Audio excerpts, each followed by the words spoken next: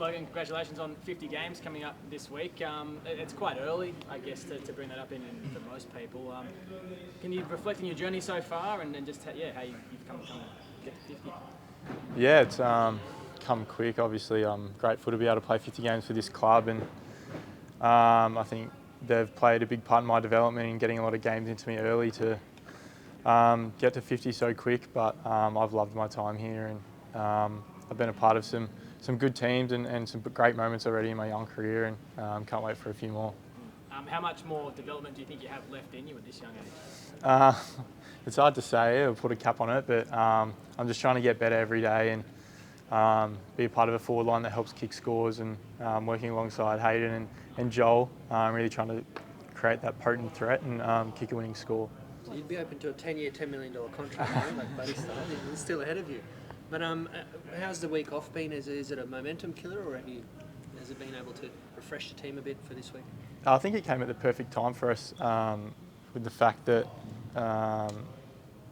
we probably needed a bit of a rest and to reset it at 5-1. It's important for us to sort of step back, and I think we've still got a lot of things to work on, which is good. And I guess Gold Coast are a side in form. All their numbers stack up against the best sides in the comp, so we're excited about that contest on Sunday.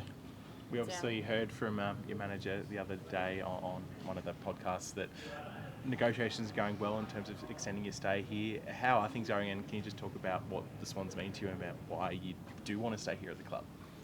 Yeah, I'm happy here. Obviously, like I said, ever since I've set foot in here, the club's been so welcoming to me and my family, and they've put a lot of time in my development and helping me become the player that I am today. So I've got a lot of growth to do, and I'm just trying to repay my faith, and I'm happy where I am. I'll just leave the contract stuff with my manager and the club to work through, and I'm just trying to focus on playing my role and compete and contribute as much as I can. Is there a party that maybe thinks of going back home? No, like I said, I'm happy here. I've got a lot of mates here, and every day is a joy to come in here, and I have so much fun, and it helps when you're winning it, and I'm just loving my time here. Like, as simple as that, really. It seems like the club's on a bit of a recruitment drive, so they're signing up your mates to stay here. Is that part of what's keeping you here as well? Yeah, I think it was good that the club was able to lock away Errol last week, and we know he's such an important player for this future of this club. So, I think we're a young group, and it's exciting, and I think it's smart of the club to lock away. I think we've got a lot of talent in the room. So, I'm enjoying my time here, and I think it's going to be a good future to come. How have you learnt from the older guys? Just how have they kind of helped evolve your game? Like Heaney, Franklin last season, and Papley, how have they really helped evolve your game? Yeah, they were great. Obviously, Bud, for the first few years of my career, was able to take the best defender away, and just to watch him from afar and train with him was great. And I learnt so much from him, and he's someone that I know I can rely on in the future for help. And to share the full line with Tom Papley and Isaac Heaney is great. And like I said, we're trying to create a dangerous mix up there that anyone can score, and I think we're doing that at the moment, and it's hard to defend, so we'll just keep working on that. How good is it to, I guess, not necessarily live up to Buddy Franklin, but there were so many eyes on you and Hayden and Joel, and it seems like, I guess, the young forward line has been given, I guess, a 5-star Yelp review now that Buddy's gone and you really filled in the spot. Yeah, like I said, we're not obviously no one can be Bud, and I'm not trying to be Bud. The club's put no pressure on me whatsoever. I'm trying to be my own player and develop at my own time and become as good as I can. So he's obviously been a legend in this footy club for so long, and he's sorely missed. But it makes us so dangerous. We don't know who's going to kick the goals each week, and I think we've found there's been a good mix of us that have been able to hit the scoreboard, and I think that makes us really hard to defend. Logan, there's a group of youngsters who have signed contracts. Obviously, Errol, you mentioned James Rowbottom. Is this something that you boys are discussing away from the footy field? You're discussing maybe a bit of a plan to keep the gang together? I think we're all close mates, and we love spending time together at the club each day. As simple as that. We all enjoy the club and love playing together, and we want to stay together. We're all best mates at the end of the day, really. So as long as we can try to stay together as long as we can, we think that's going to translate best to performance on the field, and just like spending time with each other each day. You mentioned obviously your love for the club, your mates. 4 seasons in. How do you find Sydney as a city? Does it feel a bit more like home now as a WA boy? Yeah, it's not too dissimilar. I call it Perth on steroids a bit. But yeah, I've loved my time here. The club's been so welcoming to me and my family.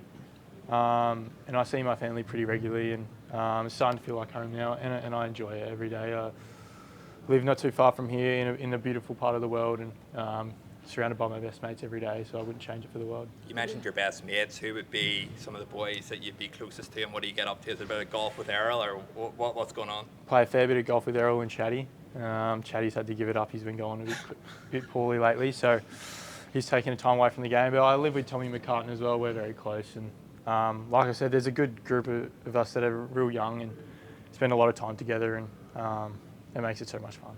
You mentioned your family before. Have they been in your ear at all trying to get you back there, or do they like coming and having a place to stay on the east? They come over as much as they can, especially in the footy season. They try not to miss a game, so I see them pretty regularly, and they love the support that the club's given me and themselves with me being away from home. So I couldn't say a bad word about the club. They've been fantastic. We heard a bit from Errol about in the lead up to re-signing. He had a couple of coffee chats with Horse about the future of the club and what it looked like. And obviously, Horse has that key forward background. Is he someone that you kind of had lent on a little bit more at the club in terms of looking to advice and helping your game a fair bit? Yeah, I've started to sit down with Horse a lot more over the last few weeks, and really him being a key forward in the past to really help me and fast track my development as quick as we can. So he's someone that I've definitely been leaning on in that regard of my game. But yeah, he's there for anything I need. He's obviously so smart. He's been around the game for a long time and seen a lot of things. So anything that I have, whether it's footy or not footy, and he's always here to help. Have you gone back and looked at old John Longmire clips on YouTube or anything to see what he did back in the day as well? No, we never pull up his clips, but we always get in. He was playing against plumbers and tradies and that against the day, so he wouldn't be able to scrap it around at this time, our day and age. So we always get into him. I guess looking at Gold Coast this week, they've kind of established themselves as one of the best defensive teams this year in terms of limiting scores from inside 50s and things like that. How do you guys go about dismantling a team who's kind of riding high on that wave of youthful energy that they've got up there at the moment? Yeah, like I said, they're playing phenomenal footy at the moment. They've been unbelievable. Their numbers stack up against top of the competition, so we know we've got to beat our best. Their defence and contest is right up there, so anything short of our best, they'll put us to the sword. So we had a good session today, back ourselves to bring our best and compete really hard Sunday. Couple more. When we come back to this press conference in, I say, like 50 games, for example, where do you see yourself? What do you want to be? Hopefully you got a couple premiership medallions around my neck. That'd be nice. That's why we all play footy. But yeah, other than that, I think just keep developing as a player and improving. Like I said, I just love being here with my mates. All my best mates are at this club, and we've got such a great mix of youth and the older guys, and it's just such an enjoyable place. You wouldn't struggle to walk around here and not see people with smiles on their face, and I think that's why we're playing such good footy at the moment. Back at the SCG this week, keen to kind of keep that unbeaten streak at home stretched for as long as you can this season. Yeah, I guess all the best teams win at home, and you sort of speak about trying to make your home a fortress, so we'll try to do that, and the old cliche, one game at a time, but we don't want teams to be able to come here and take 4 points. They've got to really earn it if they really want it, and we'll be looking to do the same again on Sunday.